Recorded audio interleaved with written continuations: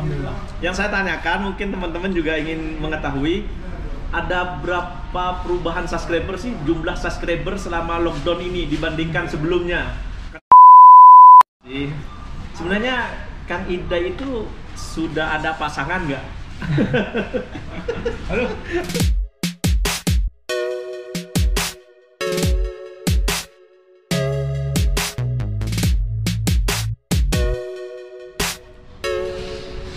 Assalamualaikum warahmatullahi wabarakatuh. Kembali lagi bersama saya Faiz Slamet.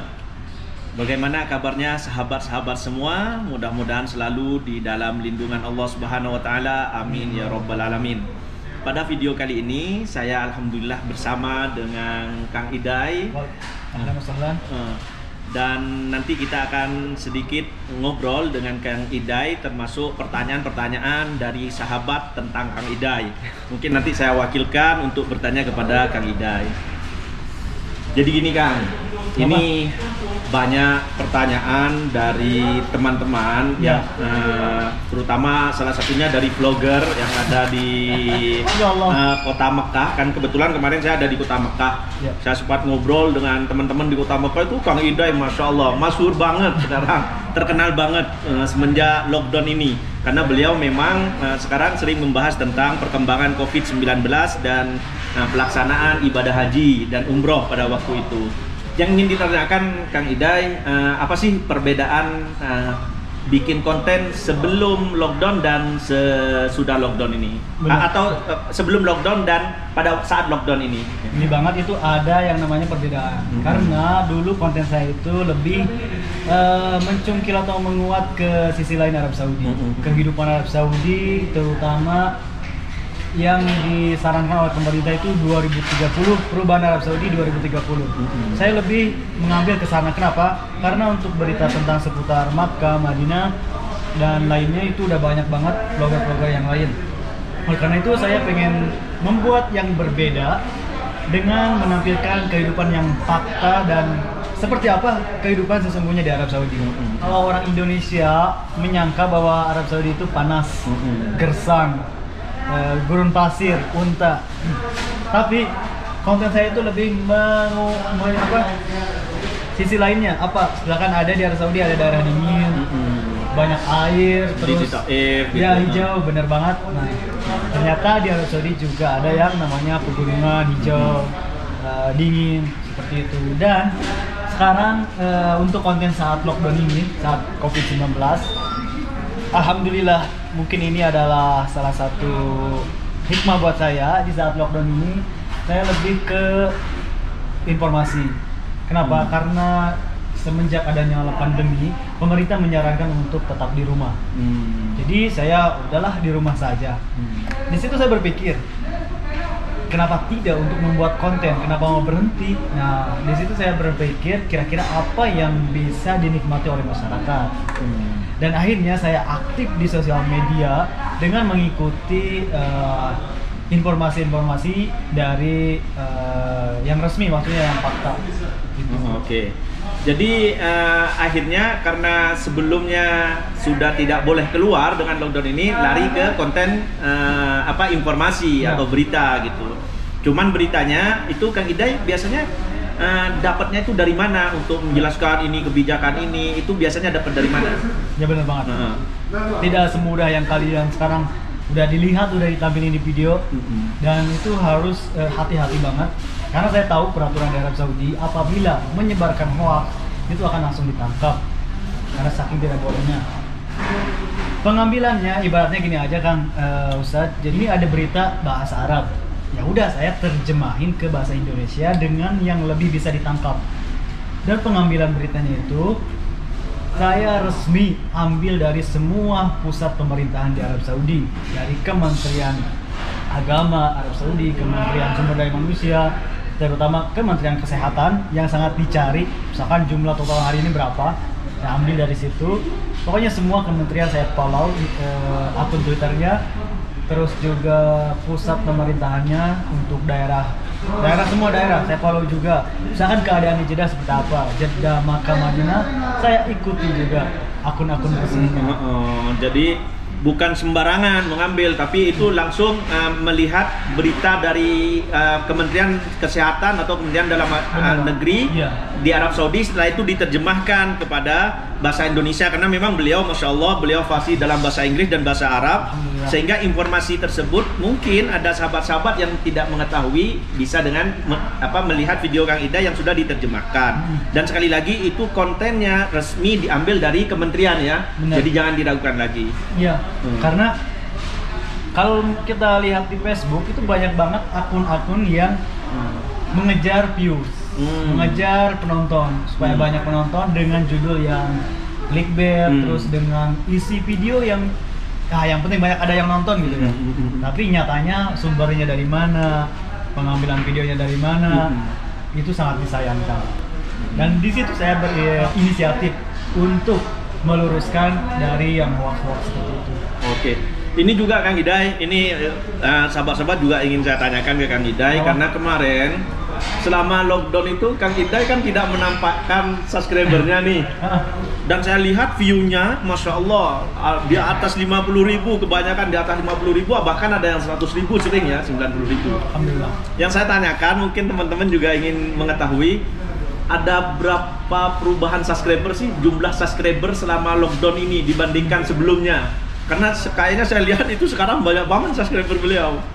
Alhamdulillah. Mungkin ini bisa dikatakan hikmah buat saya, Ustaz. Mungkin apa ya?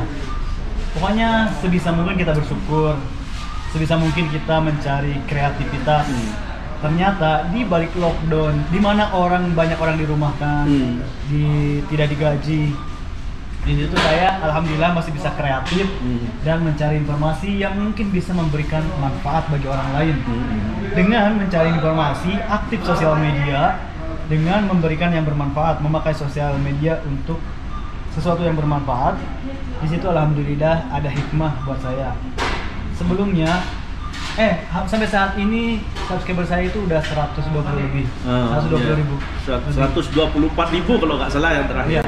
Sebelum lockdown berapa? 60.000. 60.000. Masya Allah, ini sudah melebihi 50% penambahannya ya. Sekitar 60.000 lebih penambahan subscriber selama lockdown. Ini hikmah baru. Dan Masya Allah, kita mau nambah 1.000 aja sulit. Tapi Kang Idai 60.000 coba. Alhamdulillah. Pokoknya saya ucapkan beribu-ribu terima kasih untuk para subscriber, para penonton yang selalu menunggu informasi dari saya. Insya Allah. Pokoknya saya aktif dan memberikan informasi yang fakta. Oke. Jadi sahabat-sahabat semuanya, seperti yang diceritakan oleh Kang Idai, ternyata membuat konten berita itu tidak mudah. Itu harus mengambil informasi yang valid, karena memang kalau kita memberikan berita hoax, kita akan bisa dipermasalahkan oleh kementerian yang ada di sini, oleh pemerintah yang ada di sini. Jadi Kang Idai memang mengambilnya itu dari informasi yang diambil dari setiap kementerian ya, termasuk daerah-daerah. Juga ini Kang Idai ada yang ingin ditanyakan juga. Sebenarnya lebih sulit mana sih bikin konten berita dengan ngevlog langsung di tempat gitu? Itu lebih sulit mana? Sebenarnya sebagai vlogger kita jangan pernah untuk karena ada sesuatu terus berhenti. Nah, sekarang saya mau cerita juga karena saya ada beberapa konten. Pertama dulu kan nge-vlog dan sekarang mengasih informasi yang seperti ini dengan konten-kontennya. Bagi saya itu lebih susah konten yang ini, informasi.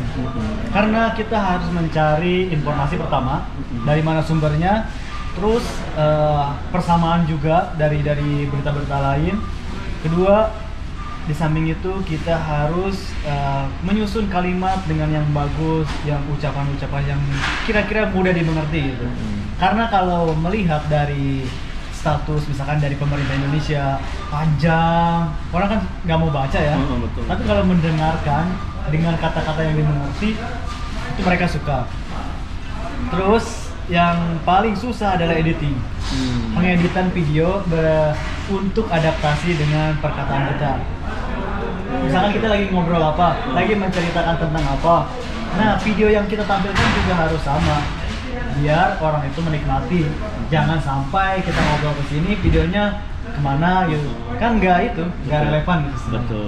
Jadi itu terus Kalau untuk ngevlog itu gampang banget. Ya itu tinggal potong-potong aja ya. Benar. Tinggal motong, oh ini mah kira-kira jelek, potong gitu. Itu aja sih. Jadi itu teman-teman, beliau memberikan informasi itu ternyata lebih sulit dibandingkan dengan ngevlog langsung, karena harus editing, disesuaikan dengan videonya, pembahasan kita juga kita harus melihat referensi yang benar-benar valid gitu. Ini juga Kang Idai mungkin ini juga Kang Idai mungkin dari teman-teman banyak yang pengen tahu sih tentang Kang Idai. Ya. Tapi dijawab boleh, tidak nggak apa-apa. Tapi pengennya dijawab sih. Sebenarnya Kang Idai itu sudah ada pasangan nggak? Halo. Saya sakit hati kalau tanya itu.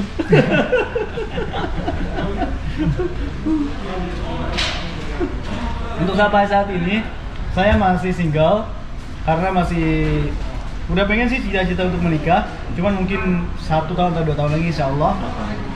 Untuk saat ini saya masih single dan ya di sini keadaan saya. Untuk kalian yang mau daftar silakan daftar. Ya. Tuh, ternyata Kang Idai masih belum punya pasangan, berarti beliau masih kalah dengan saya. Walaupun saya subscribernya lebih sedikit, dia lebih banyak, tapi kalau untuk menikah beliau masih kalah. Dan bagi sahabat-sahabati terutama, nih, Ya. beliau ternyata belum menikah karena beliau sibuk, dia kerja terus, siang kerja, malam bikin video, makanya dia gak mikir masalah ini, nggak mikir masalah pasangan. Makanya buat sahabat-sahabati bisa dicolek-colek tuh di DM-nya Kang Idai Adventure. Tuh. Pokoknya nanti undangan aja ya. Jangan lupa mampir ke rumah saya kalau misalkan saya pulang ke Indonesia. Saya menikah, saya undang semuanya insya Allah. Masya Allah. Oke, terima kasih. Kalau boleh tahu Kang Idai asli mana Kang? Saya asli Jawa Barat. Cipanas, Cianjur. Oh, dari Cipanas, Cianjur ya. Tuh, dari Cipanas nih. Oke, Kang Idai, mungkin Kang Idai ada saran bagi teman-teman vlogger yang khususnya yang baru yang seperti saya. Jadi perlu diketahui sahabat-sahabat, saya jadi vlogger atau ikut bikin konten di YouTube itu salah satunya karena beliau yang memotivasi saya untuk membuat YouTube, dan alhamdulillah dalam waktu 3 bulan ya Kang? Ya. Dalam waktu 3 bulan sudah menjadi partner dari YouTube. Alhamdulillah, mabruk pokoknya udah Allah barik fi Allah. Karena saya juga tahu lah bertalenta insya Allah. Amin insya Allah. Mungkin ada saran atau nasihat untuk teman-teman para vlogger, YouTuber pemula mungkin yang tidak? Saran saya sih pokoknya satu, jangan pernah untuk pantang semangat, viewers sedikit itu membuat kita down ya kadang. Aduh nggak mau lagi bikin konten, jangan. Karena semakin kita semangat dan menampilkan yang menarik juga bermanfaat, insya Allah mereka akan datang ke kita. Tapi kadang gini anehnya ini Ustaz ya, kadang ada video yang bagus banget, isinya bermanfaat, tapi nggak ada yang nonton gitu. Nah juga heran, mungkin kekurangannya yaitu cara pembawaannya, beritanya seperti apa, terus mungkin ada kata-kata yang kurang serak atau kurang tegas juga, itu juga sih. Pokoknya untuk kalian selalu menampilkan yang menarik dan lihatlah vlogger-vlogger yang udah maju, mereka seperti apa, kalian bisa ngambil pelajaran dari mereka itu. Oke, demikian penjelasan beliau, mudah-mudahan bermanfaat. Sekali lagi terima kasih Kang Idai. Dengan saya dari Kota Thaif, Kang Idai ini sudah mengganggu Kang Idai waktu makan siangnya ini terganggu, ini makan siang di Kota Thaif. Terima kasih juga telah memberikan masukan dan informasi bagi kita. Alhamdulillah. Mudah-mudahan informasi ini bermanfaat bagi semua, terutama bagi teman-teman vlogger baru, YouTuber baru. Mudah-mudahan bermanfaat. Dan jangan lupa untuk selalu mengikuti channel Kang Idai Adventure dan Faiz Slamet untuk mengetahui perkembangan terbaru dari Arab Saudi, khususnya daerah kota Jeddah, Mekah dan Thaif, dan perkembangan bagaimana informasi-informasi haji ke depannya. Oke, demikian dari saya dari Kota Thaif bersama saya dan Kang Idai.